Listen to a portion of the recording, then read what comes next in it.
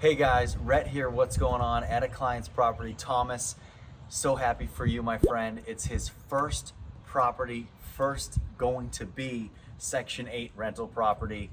Now, guys, Thomas has this under contract for $95,000. We are not going to be paying $95,000 for this. First things we noticed when we pulled in, it needs a brand new roof. It actually has some damage to soffits here as well, as you can see all through here. So we got to do some fixes here. We got to put some new pieces up here, and the entire roof needs to be redone. That's going to take up a bulk of the rehab that needs to happen here. There's some issues with some doors on the exterior. There's a really nice garage here, but the exterior rear garage door needs to be removed. There's some touch-up work. It needs all new locks, new doorknobs, and then all of the things we need for Section 8, on top of a brand new roof and work to the soffits.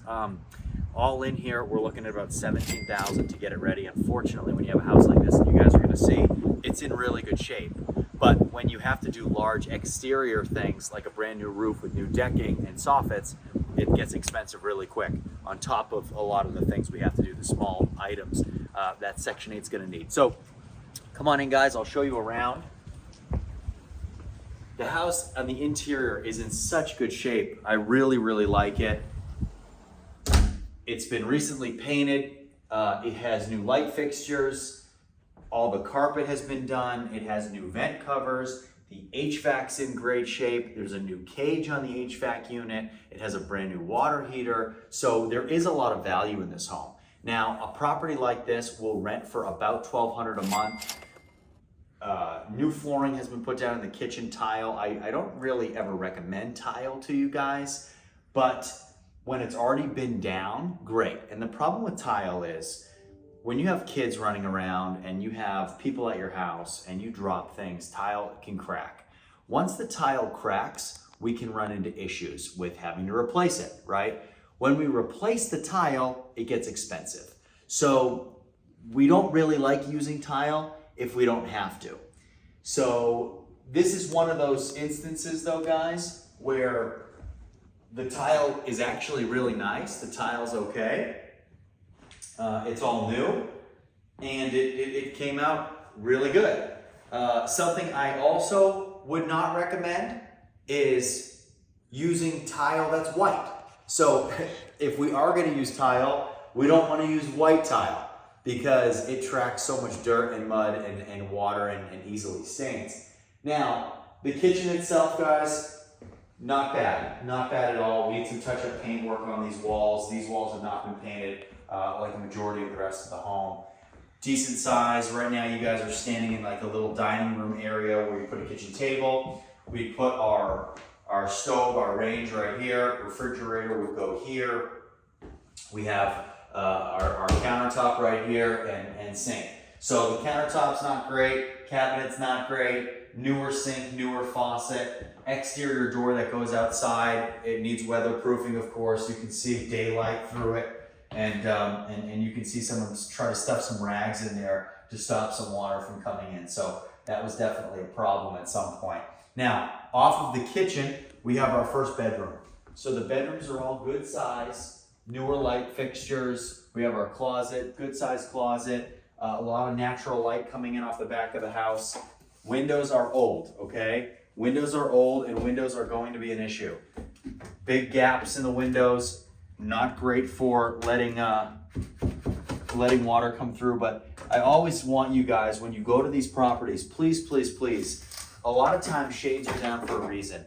Don't neglect why the shades are down. Look at the windows. If you guys have seen other videos on the channel, you know I'm crazy about looking at windows, because windows are probably the #1, if not #2 failure point when Section 8 inspectors come through here. These are what they're gonna look at in depth. They're gonna put a lot of focus on these windows. So when you look at a window and you see basically the entire spring of the window exposed, and you see all the cutout that has been taken off the windows, that's been taken off because at one point or another, this window was painted shut or caulked to this side piece, okay?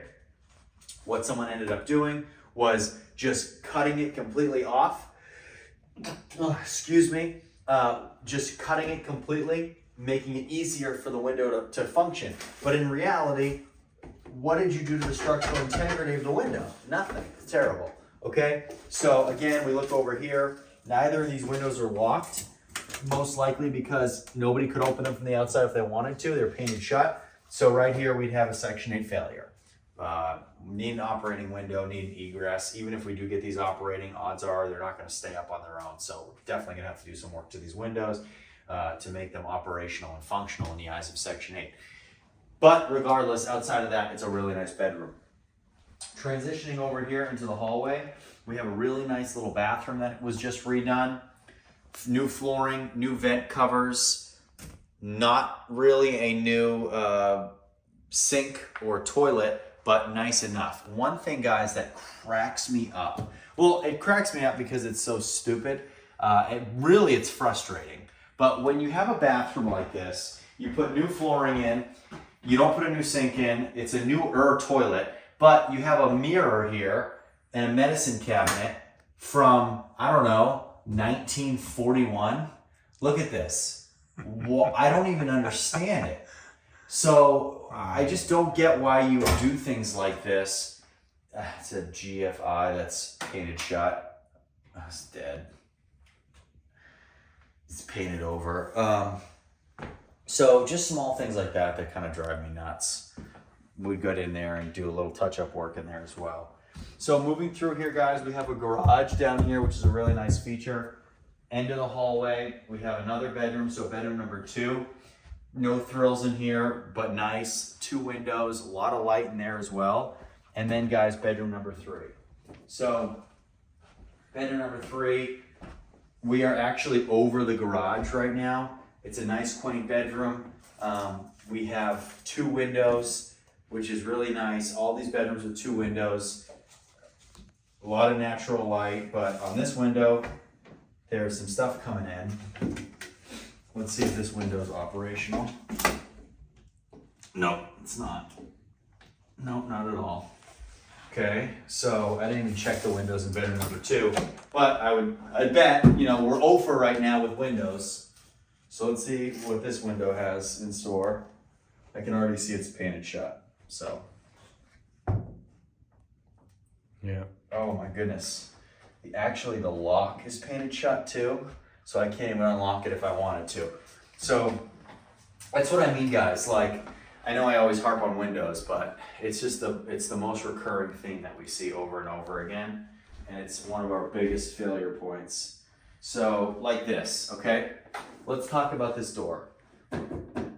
This door is a piece of you-know-what, okay? That's a compliment for this door.